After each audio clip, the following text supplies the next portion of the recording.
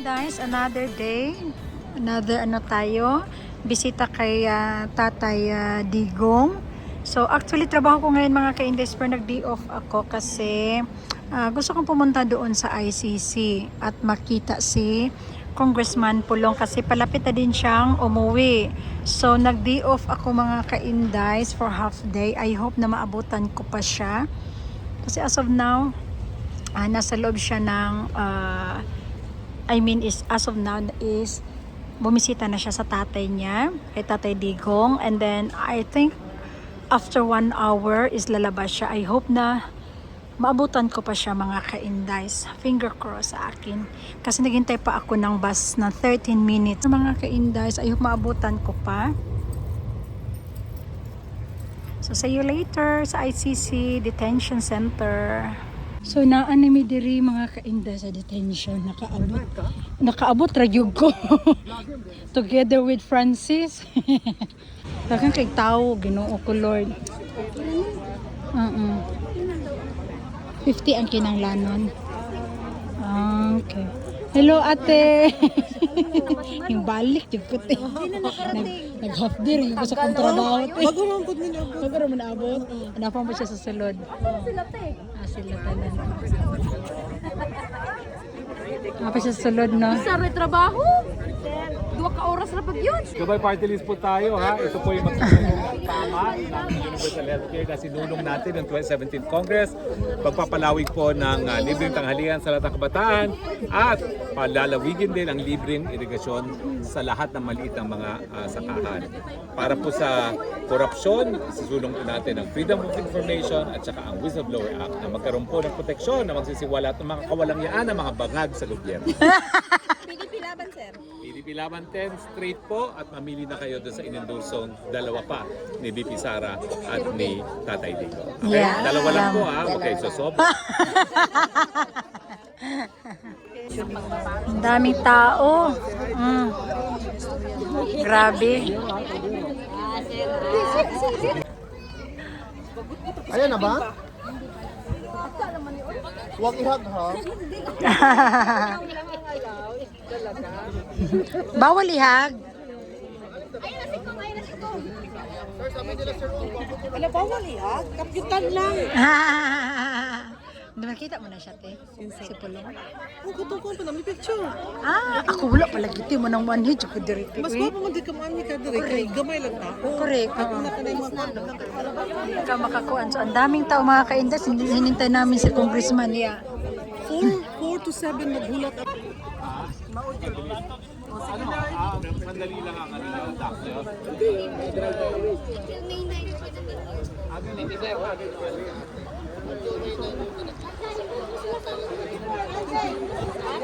So, ang dami naghihintay kay Congressman Pulong. Anong pagtutol niyo sa Magna Carta na yan? Ayun po, kung pasasabat ang biyak may pelo. Ang Magna Carta po kasi, hindi po kami kinonsulta ni Senator Rapi. Siguro mga ilang tao lang kinausap niya. Pero may disadvantage po para po sa amin yan. Kasi po, gaya po namin, lumabas po kami. Hinahati po nila yung pera namin, pinadadala po sa pamilya namin. Which is wala po kaming control. Paano po ako magloko yung asawa namin? Kawawa naman kami. Marami po tayong history na ganyan. Yung mga pera namin na sa pangalan nila, naghiwalay, iniwanan kami mga seaman.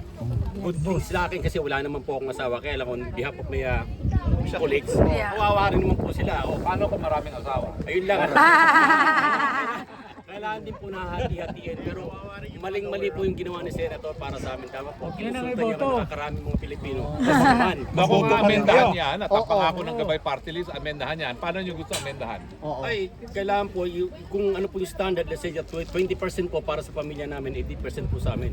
Kasi doon po makukontrol po namin yung pera, hindi po makontrol ng asawa namin. Nakakahiya naman po na lumalabas po kami nagtatrabaho, wala po naiiwan sa amin. Ang naiiwan po sa amin 400, 600 din man po yata Tama. Tama. Wala ko yung Ilan bang pamilya mo? Pamilya, single po ako, paano na po ako namatay po Mrs. ko po rin sa go. Ay, sorry. Sorry po. Kasi ano, Okay. ang dami talagang mga seafarers Kayo sa po, attorney. ano pang production ng Ikaw, nakikita na- nyo doon sa Magna Carta? Punta doon. Dito kasi. Natakot. Nahiya pa tuloy si Sir. Dito ka, Sir. Ano Sige pa na. gusto mong tulong galing sa gobyerno? Support na lang lagi sa OFW, maging priority kami. Malaki na ipapasa namin pera sa bahay. Tapos, ang kino-complain lang naman namin, hindi naman para sa amin. Yung mga visual. Kasi pag galing sa Magna Carta, ang 80% na mapupunta sa kanila, mapupunta na rin sa Uswaso. 200 na lang. Talaga? Pa yung panggastos nila. Paano ka mag-survive, Sir? $1 binabayad mo. O, Pero, Naman ang kino-complain namin. ang sweldo ba ng mga seafarer na Pilipino katumbas na ng sweldo ng mga European na seafarer? Iba. Hindi yung iba. Iba pa rin, no? Oo, wala ba tayong gagawin na action dyan na para maging patas sila? Magiging equal yung kahit kailan, sir. Hindi, pero dapat ang Europe pinagmamalaki nila, human rights sila. Tapos pagdating sa trabaho, iba sweldo nila. Iboto talaga ang Gabay Party List. Party list, one. Correct. Gabay Party List. Gabay Party List, Hanapan 139. namin ang solusyon. Mga Pilipino na hindi na dumadaan sa POA, diretso na sa mga ship owners. Kaya ang kontrata nila, yung ITF contract na. Dumiretso na sila. Marami na. Kaya tignan niyo yung posibilidad na diretso na dahil ewan ko ba't pumayag ang gobyerno natin na mas maliit ang kubra ng mga seamen natin compared sa mga puting mga seamen, no? Pagka kita mo naman, mukha rin naman siyang puti, pero maitim ako. No? Talagang pero yan, maputi rin, no? Bakit ano? Kailan po kasi kami nakakalabas kaya pumuputi po kami. So ilang Pilipino kayo doon sa barko niyo? Siguro na around 600. 600. So, Kami 600 sila na makaduterte ron. 600. Lahat, Duterte! Laban! Okay, so kailan kami pupunta doon sa inyo para makita namin yung sikrado na yun? Pagalitan naman tayo. Organize, ha? Si Kuya talaga. Mag-antay po kayo ha dahil si Spokes pupunta ng Rotterdam at sasamahan ang mga Filipino mariners ng anong barko? Regal Princess. Regal Princess. Regal Sana Princess! makapasok ako doon at magkaroon ng libre pagkain. Pwede ba yun? Bawal no? Bawal. Ihingi tayo ni Sir. Ayan. Masarap kayo. Mga bagong dating ng mga Pilipino, ha?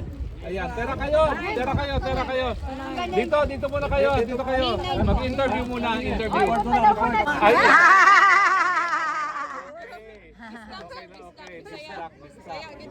New Zealand. They came from New Zealand. Saharan. Welcome to the 30 Park. Welcome sa Duterte Park. First time niyo ba nagpunta rito? Yes, sir. Napakasaya dito. Putot.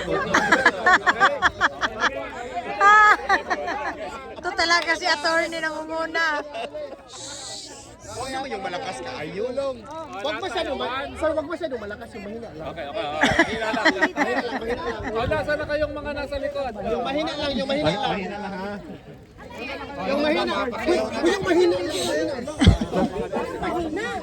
Ang gawa sa putong tiguang diriron. Go. Bangag. Grabe talaga siya.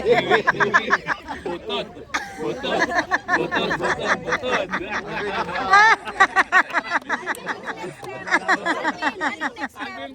Wala nang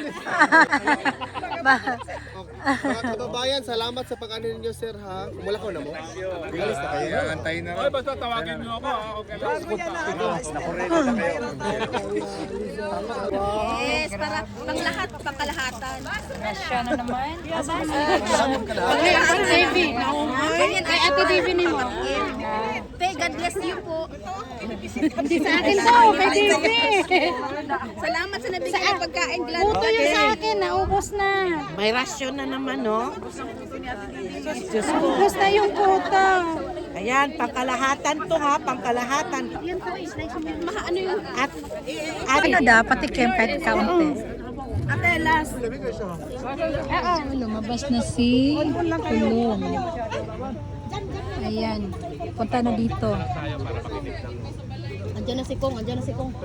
Sana makapag-ano tayo nito. Dito tayo po. Dito ka ko. Dali ka sir, kay perting inita sir. Dito tayo. Kong dito. Dito, parang dito nakataas yung mga tao. Dito sa gitna. Yan. Dito na po. Dito po tayo, Master. Nandito na po ngayon si Kong Pulong. Nakakagaling lang po sa dalaw sa kanyang ama, siyempre si FPRD. Kong, kamusta na si Tatay Digo? Okay naman.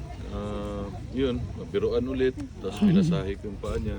Ganun. Masaya naman. Masaya naman. Masaya. Ito, bit-bit ko yung pinaglaban. So ikaw naglalaba para sa kanya ngayon? Oo, hinatid ko kanina umaga. Magaling pala kayo maglaba. Pwede mo Pati paglaban niyo na plancha. rin. Kaya, Ano po ang mga request pa niya? Wala naman. Kain niya, okay din daw. Okay lahat. Okay, walang problema. So anong mano Tanong niya lang napagtawanan niyo? Tanong niya lang yung politika sa Pilipinas. Lahat yung nangyayari sa... Nakakatawa talaga yung kasong niyan, mga baliw! Hindi sa iba si Tatay Digong sa tambayan. Mo lang gyapon, i-support daw to iyang PDP laban candidates, senatorial candidates. Pabalik-balik lang man niya. So, kumusta niya lang si BP Inday. Nalaban na ba niya yung... Sabi ko, sige hanap ng gulo. Sige pangaway, sabi ni Sayo. Pero nasabi niyo ba yung sinabi ni Inday Sara na nasa listahan din siya ng ICC? Sinabihan ko siya. Anong sabi niya? Tumahimik man lang. Siyempre mas concerned siya kaysa sa Kung sarili malapit niya. na ang eleksyon sa Pilipinas, may mensahe ka sa mga botante natin sa Davao. Sa mga Dabawenyo, daghang salamat sa inyong suporta. Daghang salamat sa inyong kanunay pagsalig sa amo ang pamilya. Daghang salamat. Nipis rin yung gusto kong Sabi ko sa iyo, hindi makapal ang jacket Init mo man din gahapon ni init. Karon tagnaw na po. Tugnaw dito Yeah. sa dire sir. Init ra sa buntag. Kusog ilang electric fan diri. money. Marami po tayo ngayon, may mga... Free yung kuan, mga galing free ng mga aircon. Siman, taas ang mga kamay. Ayan. Salamat sila sa Rotterdam. Malayo po, may mga nanggaling ng New Zealand. Ayan. Ayun parating Oh, yung tinatanong. Saan galing? Sir, kung pulong, are you sleeping well here ba? Baka nag-jet lag na. Okay na ba ka sir? Okay raman. Adjusted lang. Okay raman. Oo. Duha ka beer, tulog na. Isog kay ilang beer diri. Dili ka isog ilang beer kay sa Philippines. Mas isog sa ako ah. Oh, yeah? Ah, That's food. Galuto man ko sa Airbnb na. okay. Yeah. Wapa ka nagtilaw. Ha? Og mo sa tilawan.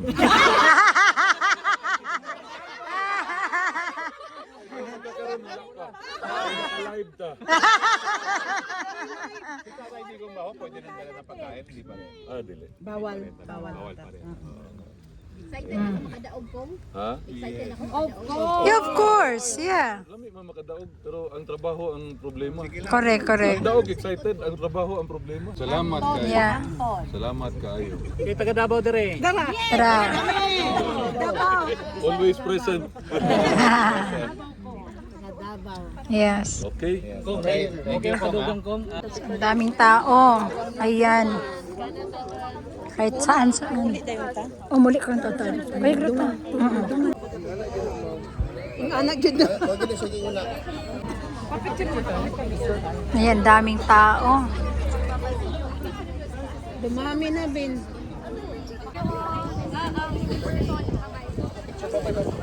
Regards kay Tatay Diggs. Hindi na sila sa Pilipinas. So, ang daming tao mga ka-Indies. Sponsored by Sambayan ng Pilipino. Oh, galing kay Kong. Bayanihan. Ayan. Oh, bayanihan. Bayanihan. Para sa bayan. Na si Pulong. Wow, this is Nona. Kay Tamis. No, only this. Hati tayo, hati. Is there something inside of this? Sagana to si Kuan. Grabe ang mga Pinoy. Mag-almost 5 o'clock na. Ang dami pa rin. Ayan. We love you, Tatay Digong. So, mayroon lang event this coming May 24 again. Ayan. Sige. Okay, magandang hapon po sa ating lahat, mga kapartners, mga kababayan dito sa Duterte Park. So bago tayo maghiwa-hiwalay, okay lang ba sa inyo mag-alay tayo ng closing prayer para kay Tatay Digong? Yes. Mahal ba natin si Tatay Digong? Yes. So, Opo. ang pinaka-purpose bakit nandito tayo ngayon, alam natin na bawat isa ay walang ibang layunin kundi magbigay ng moral support sa ating mahal na dating Pangulong Rodrigo Roa Duterte. Yes. Alam natin na ang lahat ng nangyayari sa kanya ay illegal at ito ay political persecution. At alam natin na si Tatay Digong ang sa lahat ng presidenteng dumaan sa bansang Pilipinas, si Tatay Digong lang ang pinakamagaling na presidente na dumaan sa ating bansa. Yes. At sa kanyang administrasyon, naranasan natin ang peace and order, walang kriminalidad, walang korupsyon, at walang mga drugs. Well said. At safety tayong lumalakad sa ating mga kanya-kanyang mga lugar. Yes. Tama ba yan, mga kapartner? Yes, tama. So, yun po ang dahilan kung bakit tayo ay hanggang ngayon nandito pa rin. Kaya sabi ni Sir Alvin, hanggang sa dulo, always travel with impact and always travel with a purpose and stick with impact. So lahat kayo galing sa iba't ibang bansa, may galing sa UK, may galing sa Ireland, may galing sa Norway, may galing sa Dubai, Saudi, sa Dubai, sa Canada, sa US, Canada, sa Liquid, New Zealand, Basilan, ay, New Zealand. New Zealand. Galing sa Pilipinas. Yes. Galing Yeah. dito sa Netherlands. So yung iba nag-sacrifice imbes na magpahinga sila ngayon, after work pumunta sila dito para patuloy na ipakita sa buong mundo ang pagmamahal natin kay Tatay Digong. Yes. So ngayon mga ka-partners, kahit anong gawin natin, hindi man mabigyan ng hustisya sa Pilipinas ang ating mahal na dating Pangulong Rodrigo Roa Duterte sa gobyerno sa Pilipinas, mayroon pong gobyerno sa langit na magbibigay ng tamang hustisya sa ating mga Pilipino at higit sa lahat sa ating mahal na dating Pangulong Rodrigo Roa Duterte. So ngayon, si Tatay Digong ay 80 years old na. So ang concern natin is may edad na siya. At dapat wala na siya sa lugar na ito, wala siya dyan sa loob. At dapat nandun siya sa Pilipinas, ini-enjoy niya ang kanyang buhay ngayon. Yes. So, sa kasamang palad, ginigipit po ang ating mahal na dating Pangulong Rodrigo Roa Duterte. Dinala dito ang pinakadahilan dahil sa political persecution. So, ang ating mga puso ay umiiyak at nagdurugo dahil bawat isa sa atin may mga tatay tayo, tama? Right. Meron tayong lolo at lola. Kung si Tatay Digong natin ay magkaisa tayo sa ating mga dalangin. So bagaman iba-ibang ating relihiyon, denominasyon, may ibang Muslim, may ibang Buddhist siguro dito, pero lahat ay naniwala sa Panginoon, tama? Yes. So sinabi sa Word of God, sa Mark 11:24, whatsoever things you desire when you pray, believe it and you shall have it. So hinihiling ko po ang lahat na magkaisa tayo ngayon sa pananampalataya, sa dalangin, na si Tatay Digong ay hindi magtatagal sa lugar na ito at makakuwi siya sa ating bansang Pilipinas na buhay at ligtas at kasama ang kanyang mga mahal sa buhay. Amen. Okay lang ba, Amen. mga partners? Yes. So bilang pagkakaisa, hiniling ko pang lahat na taas natin ang ating kanang kamay bilang respeto sa ating dakilang Diyos na walang bagay na mahirap at imposible sa Kanya. At ang ating mga dalangin ngayon mula sa ating mga puso at pag-iisip, ito'y makarating sa Kanyang trono at siya ay magbibigay ng kumpletong pagpapalat kasagutan sa lahat ng ating mga dalangin sa oras na ito na proteksyon sa bawat isa. Bagaman ang mga Pilipino na nandito ngayon ay nakikiisa upang magbigay ng moral support sa aming mahal na dating Pangulong Rodrigo Roa Duterte na ginipit at pinersekyot ng gobyerno sa Pilipinas sa mga panahong ito. Nandito po kami ngayon, nagkakaisa. Una sa lahat, nagpapasalamat po kami sa inyong kabutihan, sa inyong proteksyon sa bawat isa. Higit sa lahat, sa mga pagpapalang pinagkaloob po niyo sa lahat ng mga kababayan naming Pilipinong nandito ngayon. Ang pagpapalang material, financial, physical at spiritual blessings ay patuloy niyo pong pinagkaloob sa bawat isa. Kaya nandito kami ngayon, nagkakaisa, walang ibang layunin, kundi ibigay, Ama, ang aming pong moral support sa aming mahal na dating Pangulong Rodrigo Roa Duterte. At kami po ngayon nagkakaisa sa aming pong pag-aalay ng dalangin para sa aming mahal na dating Pangulong Rodrigo Roa Duterte. Pagkaloob po niyo sa Kanya ang kalakasan sa physical, ang good health at ang physical strength. At dalangin po namin, O Diyos, na hindi po magtatagal ang aming mahal na dating Pangulong Rodrigo Roa Duterte sa lugar na ito na sa lalong madaling panahon siya po ay makakauwi na sa aming sariling bansa, sa bansang Pilipinas, sapagkat alam namin na siya ay hindi karapat-dapat na magtagal sa lugar na ito, sapagkat alam namin na si Tatay Digong ay ginawa niya ang hindi para sa kanyang sarili, para sa aming kinabukasan, para sa aming mga mahal sa buhay, ngunit siya ngayon ay ginipit dahil sa politika, dahil sa madilim na administrasyon ngayon.